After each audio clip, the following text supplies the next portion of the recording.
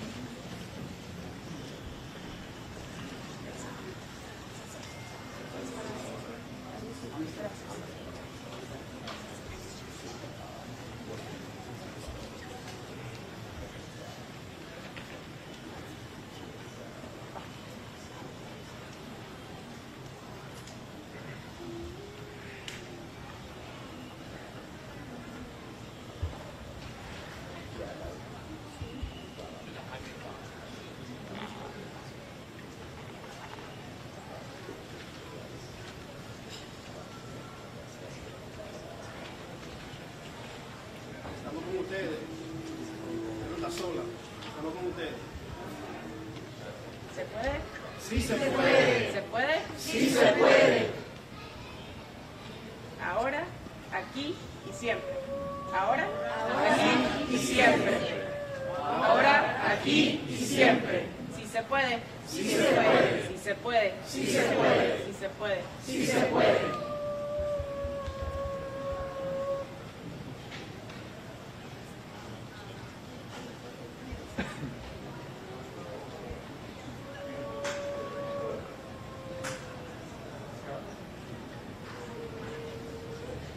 El pueblo unido jamás será vencido. El pueblo unido Jamás será vencido. The people united will never be defeated. The people united Will never be divided. El pueblo unido Jamás será vencido. El pueblo unido Jamás será vencido. ¿Se puede? Sí se puede. ¿Se puede? Sí se puede. ¿Se puede? Sí se puede.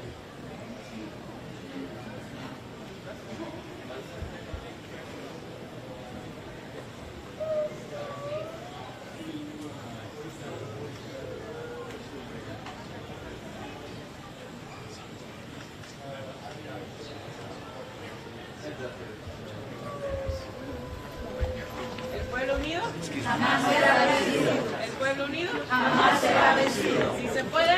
Sí se puede. Si se puede. Sí se puede. The people united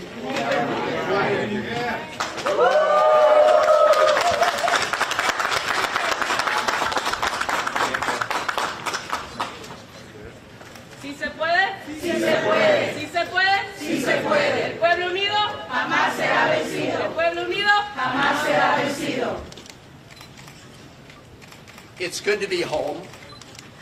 Now we need to end the illegal abduction of Kilmar Abrego Garcia and bring him home too. We're joined by his wife, Jennifer, by his mother, Cecilia, by his brother, Cesar, and thank all of the rest of you who are joining us in solidarity with the Constitution and Kilmar. Look, I'm a little sleep deprived, and I want to be as clear as possible about what this is about and what it's not about. So I'm going to read the remarks that I wrote on the plane ride home. As the federal courts have said, we need to bring Mr. Abrego Garcia home to protect his constitutional rights to due process. And it's also important that people understand this case is not just about one man. It's about protecting the constitutional rights of everybody who resides in the United States of America. If you deny the constitutional rights of one man, you threaten the constitutional rights and due process for everyone else in America. The Fourth Circuit put it very clearly in its strong opinion yesterday, and I quote, "It is difficult in some cases to get to the very heart of the matter. But in this case, it is not hard at all. The government, in this case the Trump administration, is asserting a right to stash away residents of this country in foreign prisons without the semblance of due process that is the foundation of our constitutional order. Further, it claims, in essence, that because it has rid itself of custody, that there is nothing that can be done. This should be shocking not only to judges, but to the intuitive sense of liberty that Americans far removed from the courthouses still hold dear. They summed up the issue at stake perfectly. And that's why the Supreme Court, in a 9-0 decision, ordered the Trump administration to facilitate the return of Mr. Abrego Garcia. Now, the Trump administration wants to flat out lie about what this case is about. They want to change the subject. They want to make it about something else. And they are flouting the orders from the Federal District Court, the Fourth Circuit Court, and the Supreme Court to facilitate his return. That's why I traveled to El Salvador, leaving here on Wednesday. And I want to express my gratitude to members of my family and members of my staff who agree that we all must be prepared to take risks because of the current risk to our Constitution itself. In addition to having a variety of discussions on bilateral issues between the United States and El Salvador, I had two main goals. One was to urge the government of El Salvador not to be complicit in the illegal abduction and detention of Mr. Abrego Garcia, and to release him. I made that request directly to the Vice President of El Salvador. The President was out of country at the time, and I've previously reported on that conversation. My principal mission was to meet with Kilmar Abrego Garcia. I told his wife Jennifer and his family that I would do everything in my power to make that happen. And last night, at about 6:40 p.m. El Salvador time, 8:45 p.m. here on the East Coast, I called Jennifer to tell her that I had met with Kilmar. And I told her what he said to me, which was first and foremost that he missed her and his family. And as he said that, you could see a tear go down his cheek.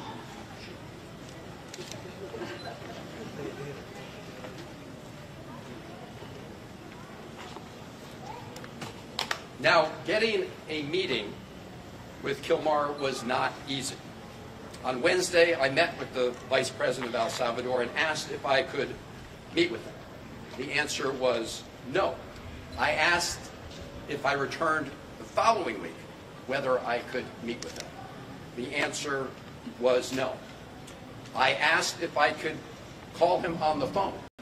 The answer was no. I asked if his wife Jennifer could call him on the phone. The answer was no. No to his wife, no to his mother, no to his lawyers. So the following day, which was yesterday, I decided to give it another try by driving to Sikot. Sikot is the notorious prison where Kilmar was taken when he was abducted. I was accompanied by a lawyer for Kilmar's wife Jennifer and mother Cecilia, Chris Newsom. About 3 kilometers outside of Sikot, we were pulled over by soldiers. You could see the rest of the traffic was allowed to go by. We were pulled over by soldiers and told that we were not allowed to proceed any farther.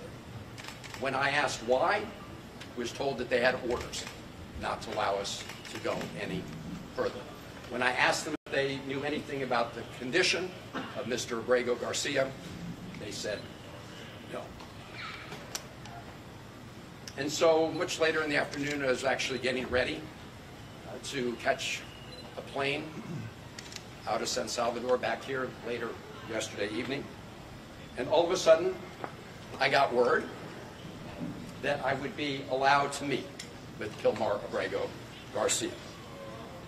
And they brought him to the hotel where I was staying.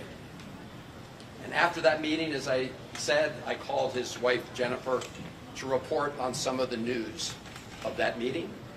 And now I'm going to report to all of you about our discussion. When I told him that his wife and family sent their love and were fighting for Kilmar to return home every day, he said that he was worried about all of you. That was his response.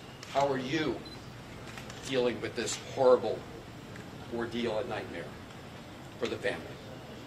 He said that thinking of you, members of his family, is what gave him the strength to persevere, to keep going day to day, even under these awful circumstances. He spoke several times about your 5-year-old son who has autism.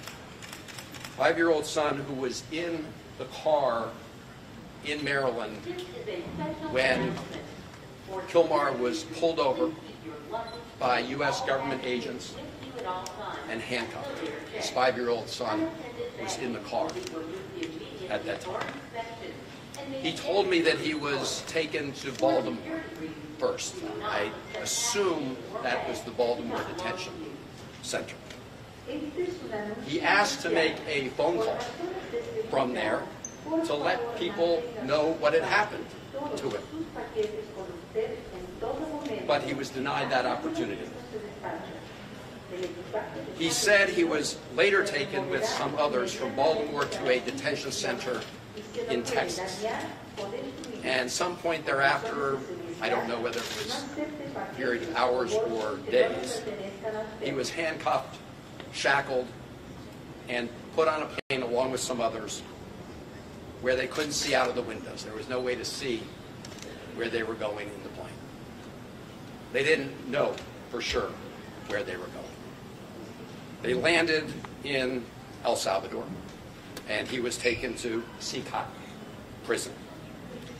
He was placed in a cell with, if I recall correctly, and don't hold me to it, of about 25 other prisoners at Sicat.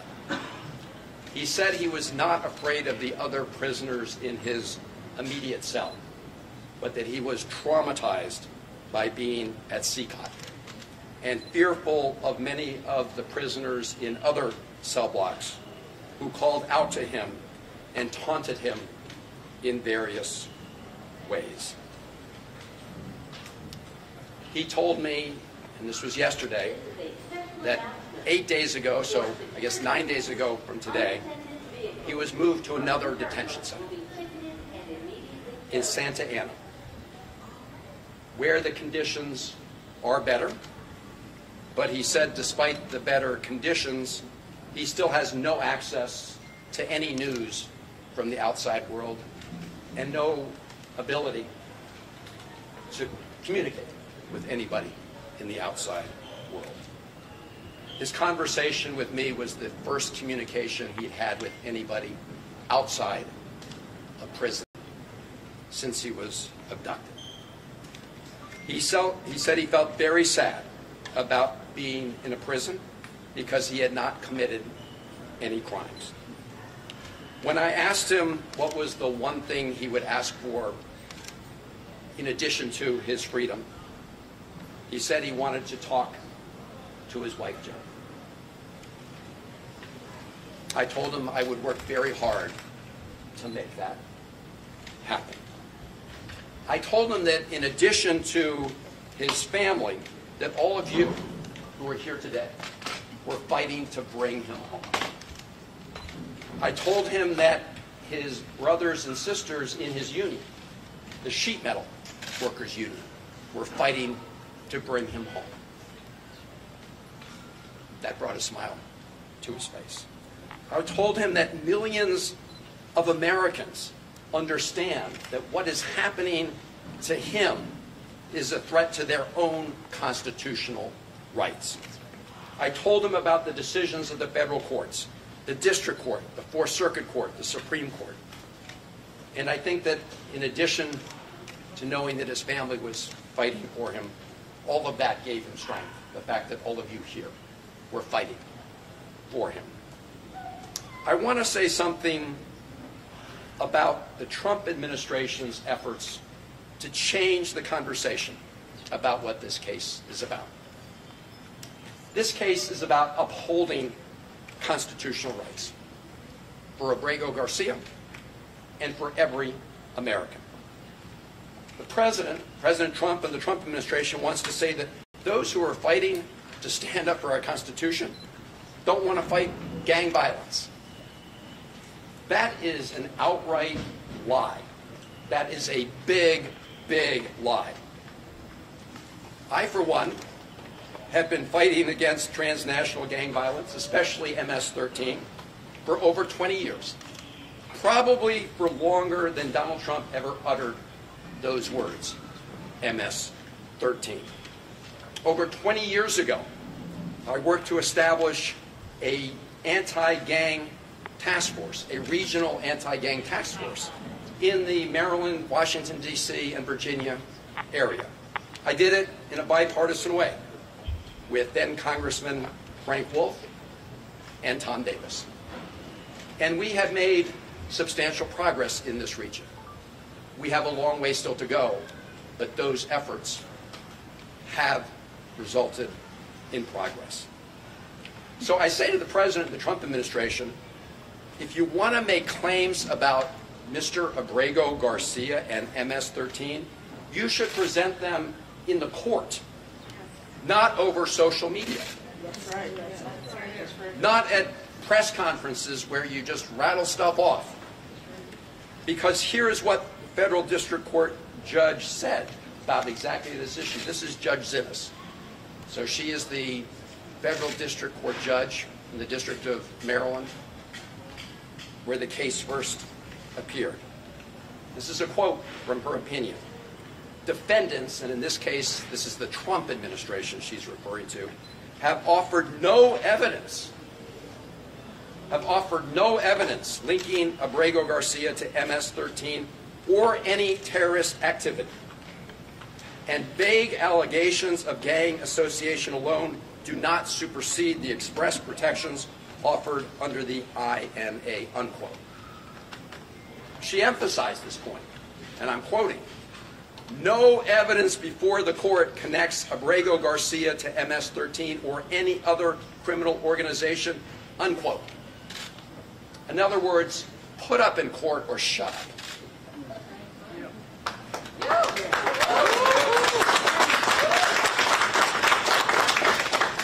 What the Trump administration did admit in court was that Kilmar Abrego Garcia has been mistakenly detained. They called it a, quote, administrative error, unquote.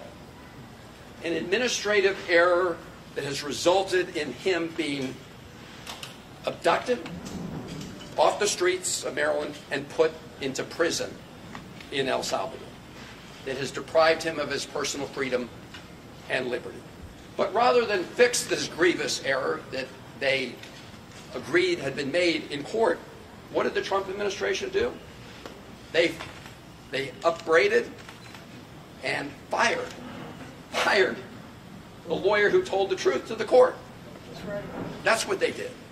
They didn't fix the error. They fired the lawyer who told the truth about this awful, egregious mistake.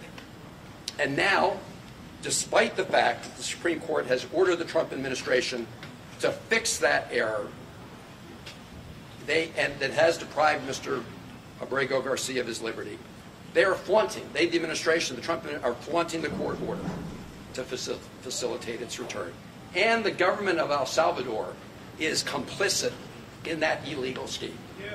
Yes. So we need to hold both of them accountable, and we can talk more about how to do that. But as I said at the beginning, this case is not only about one man, as important as that is. It is about protecting fundamental freedoms and the fundamental principle in the Constitution for due process that protects everybody who resides in America. This should not be an issue for Republicans or Democrats.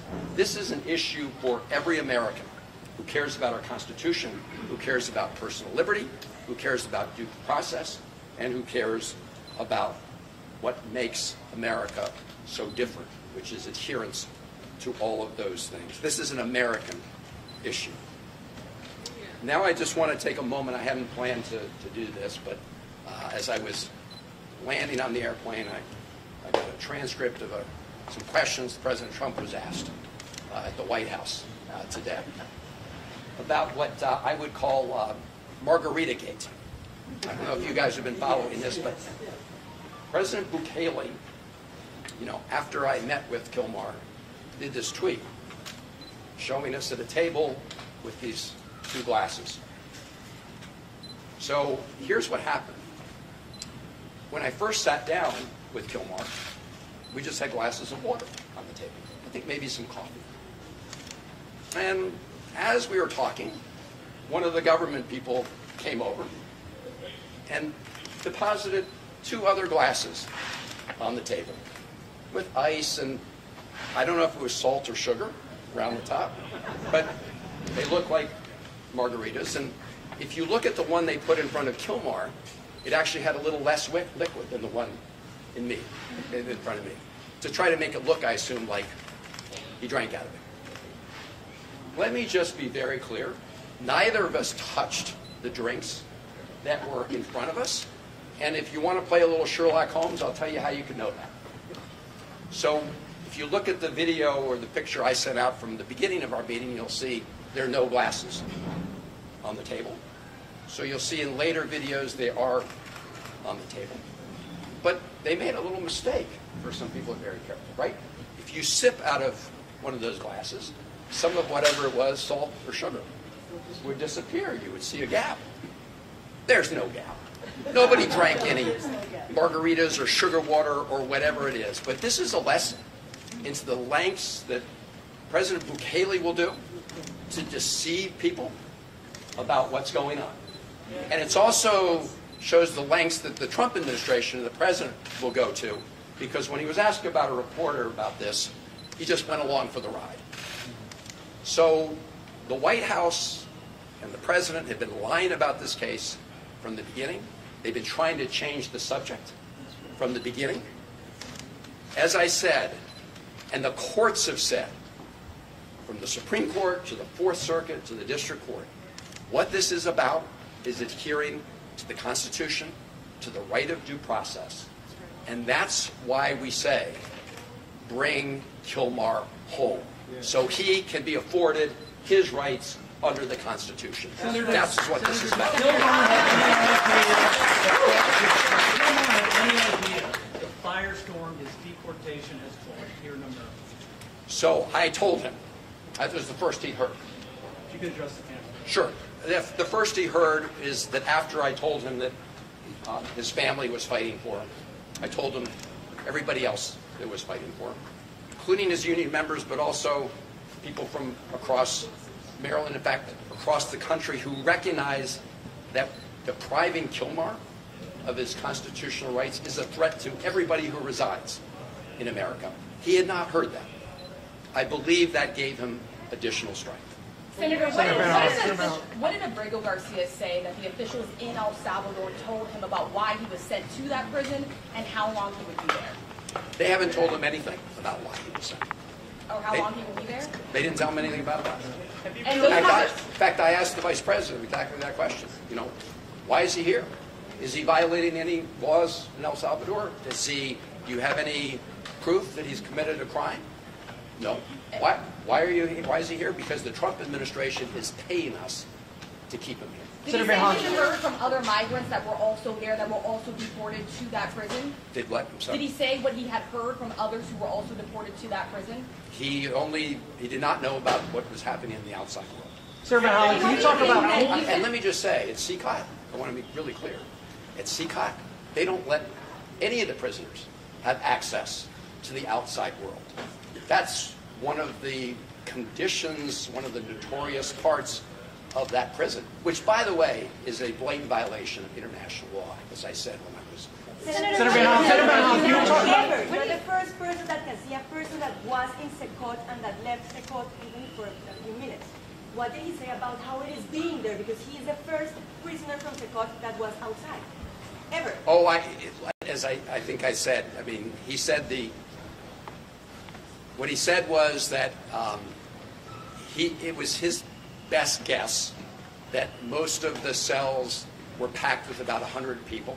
I asked him why. He said when they take a roll call during the day, people have to call out their names from different cells. As I said, in his cell, I believe there were about 25 people until he was moved. But as I said, while he wasn't fearful of the other prisoners in his own cell, he was fearful about the taunts that he received from other prisoners in Secot. Senator Van Hollen, can you talk about? Okay, So what do you think you've achieved with this trip, and what's next in terms of getting him actually released and sent back to the United States? Well, the first thing was to accomplish what his mother and family were really desperate to learn, which is that he's alive. I hadn't heard a thing about him. That for someone who's, he's obviously in a terrible situation. As I said, he's experienced trauma. He said he's sad every day. But I think this persistence resulted in having this chance to meet with him, to begin to get a little bit of his story. And I think it is the first step to ultimately bringing him home as the Constitution requires. Can you talk about? Pressure Did you have a to sense let of you visit him. his health, his well-being? Did you sense, get any indication that he'd been abused? I did not get that sense. Look, you never know, but I asked him if he was okay. He said yes. He said he has a blood pressure condition. He has seen a doctor.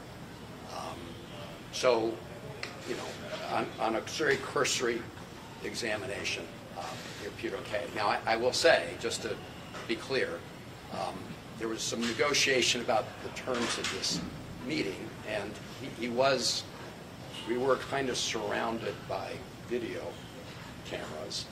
So I do want to say that was the setting he was in. I should also just say, I mentioned the fake margarita.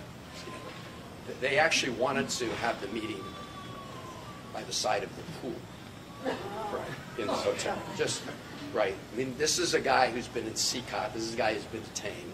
They want to create this appearance that life was just lovely for Kilmar, which of course is a big... Senator, have you been having any conversations over the course of the last 48 hours? I know you've been busy in El Salvador with Trump administration officials.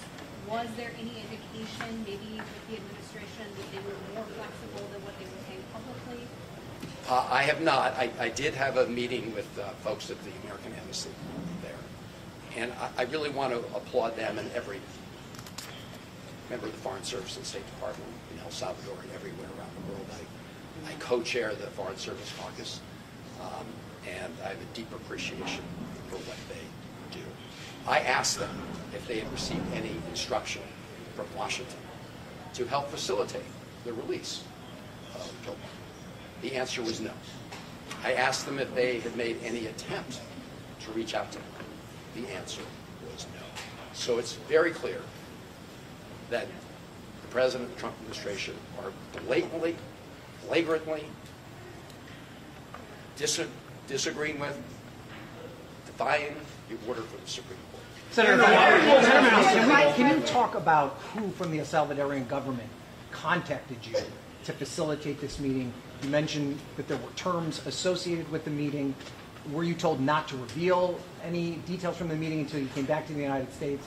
And were you at all concerned for your safety in and around this meeting taking place or at any point during your time in El Salvador? So I was not concerned about my safety at this meeting. And I will say, obviously there's a lot of uncertainty when you're approached by soldiers and have your car pulled over to the side of the road and told you can't go any further, but I will say that the soldiers acted professionally, okay? In their encounter with me. They had their orders. They implemented their orders. In terms of, I'm sorry, what was about the meeting? How the meeting came to be? Who contacted you from the government? The meeting, they reached out to Who's say they? they would meet. The Salvadorian government. Look, in El Salvador, everything happens because Bukele says it could happen. And if you look at the video he sent out right afterwards with the fake margaritas, you can see that all of that was a setup. Okay, so that's why. And as to how I was notified, it was their message was transmitted to me through the embassy. Senator, in your meeting with the Vice President, were you able to say anything about the agreement that the United Right here, States... and then I'll go right there. So the response from Republicans to your visit is that you care more to meet with Abrego Garcia than you do with Rachel Moore, who is the mother of a Maryland woman who died in your state. What is your response to that criticism specifically? Well, my response is that my heart goes out to the family of Rachel Moore. As I said at the time, my heart breaks for what happened to them. That should not happen to any family in America.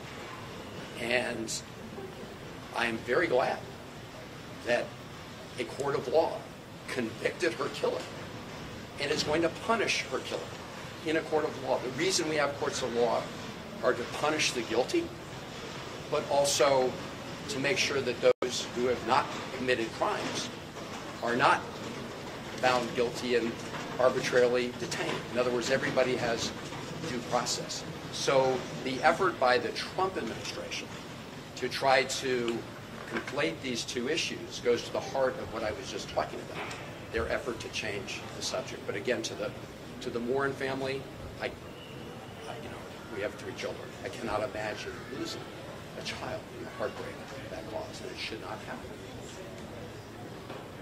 And my heart breaks for everybody in Maryland or America who has lost a loved one to violence, regardless of the perpetrator.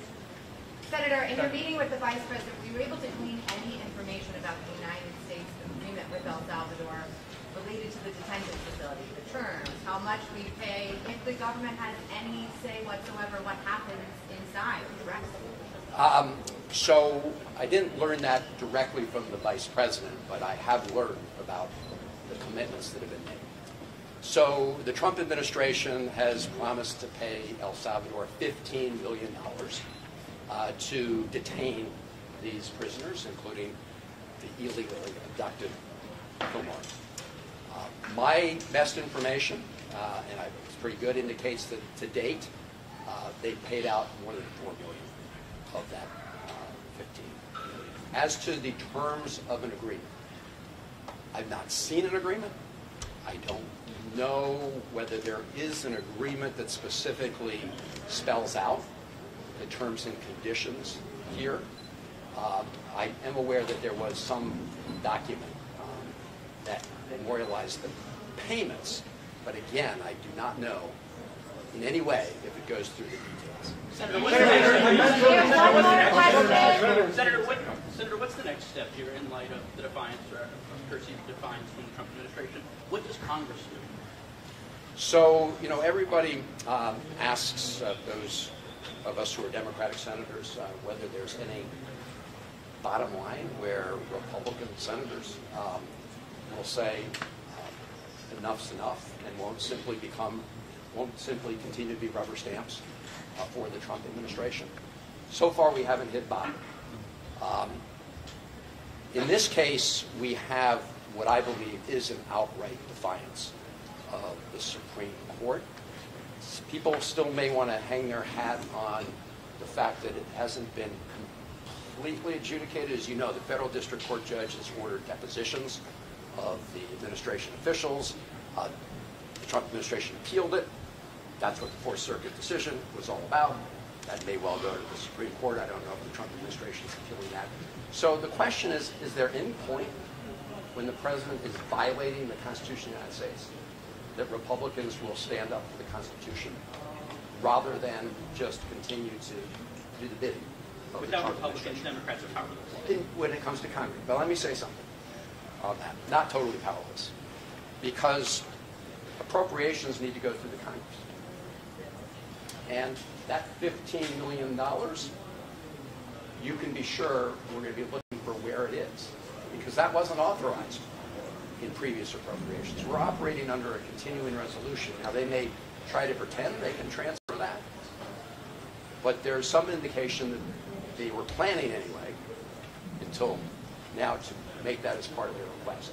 And you can be sure that I won't support the use of 1 penny of taxpayer dollars to keep Abrego Garcia illegally detained in El Salvador.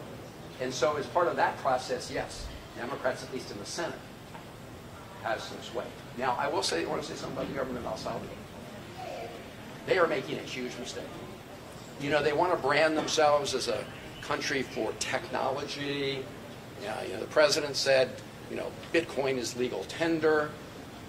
But now what they're branding themselves as the place for these huge prisons where people who are illegally abducted are warehoused. That is not a good look.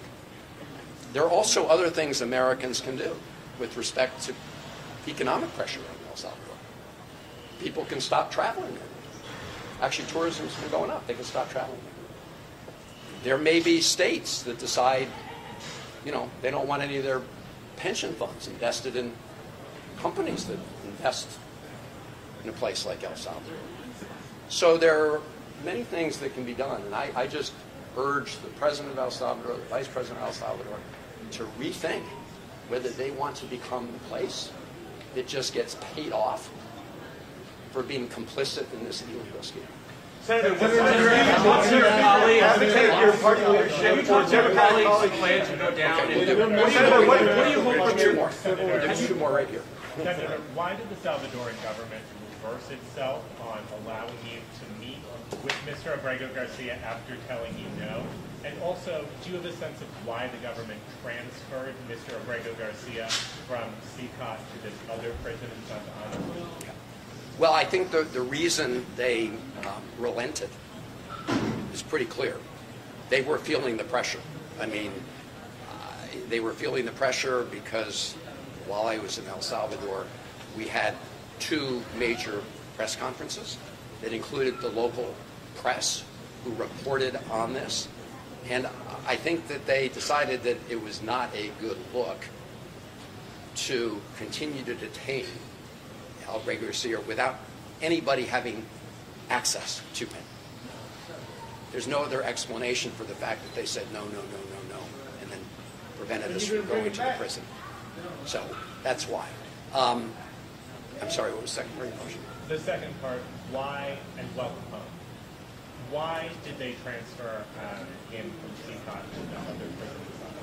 Oh, well, I mean, number one, I will say my main request was to meet with him. And as I said, he's no longer at CCOT. So he's at a different prison, which is pretty far outside of San Salvador. But in addition to that, I didn't even know that. I mean, so as we all thought he was at CCOT. I mean, until I met with him. That's why I tried to go to CCOT. So I think that's why they brought him. He wasn't brought him to see me. Senator, what actions do you advocate your party taking to prevent future deportations like this? Do you think that the White House was involved at all in facilitating this meeting? Or do you think the I do not. administration? I do not. Do you think that I have no basis for that. Have you spoken to any of your colleagues who say that they plan to go down now that the president has seemed to shut the door? He lets you meet with him, but he said he's going back to detention and will not return. Have you spoken to them, and what do they hope to accomplish going forward? So I've told the Vice President of El Salvador that I may be the first senator or member of Congress to be in El Salvador, to come down to El Salvador, but I won't be the last. There are others coming. I've got to give them a call after this meeting to brief them on my trip. But this goes back to the fact that, you know, El Salvador is making a big mistake. The President of El Salvador is making a big mistake in being complicit in this illegal scheme. How long did you meet for?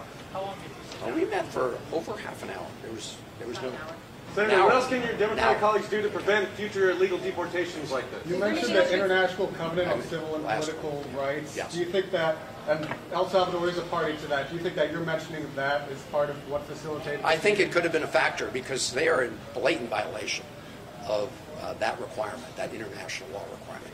Not only in this case, but actually in all of these cases, because I said the policy at that prison, CCOT, is to have no communication, not with your lawyer, not with your family, with nobody. That is a violation of international law. And as I mentioned, El Salvador is a signatory to that. Thank you all very much for being here. And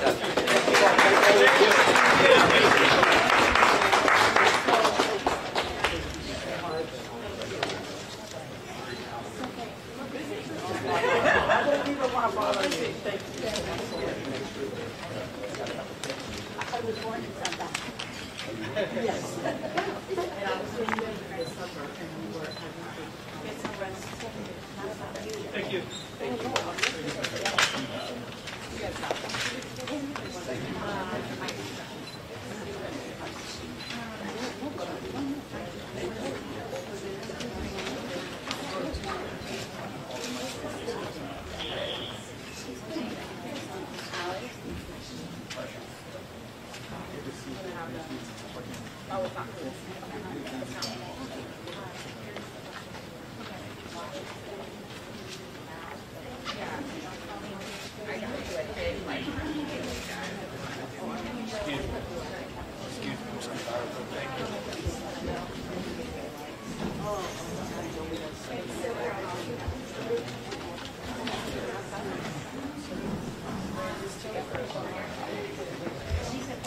Se puede. Sí se puede. Sí se puede. Se puede. Sí se puede. Se puede. Sí se puede. Se puede. Sí se puede. Se puede. Se puede. Se puede.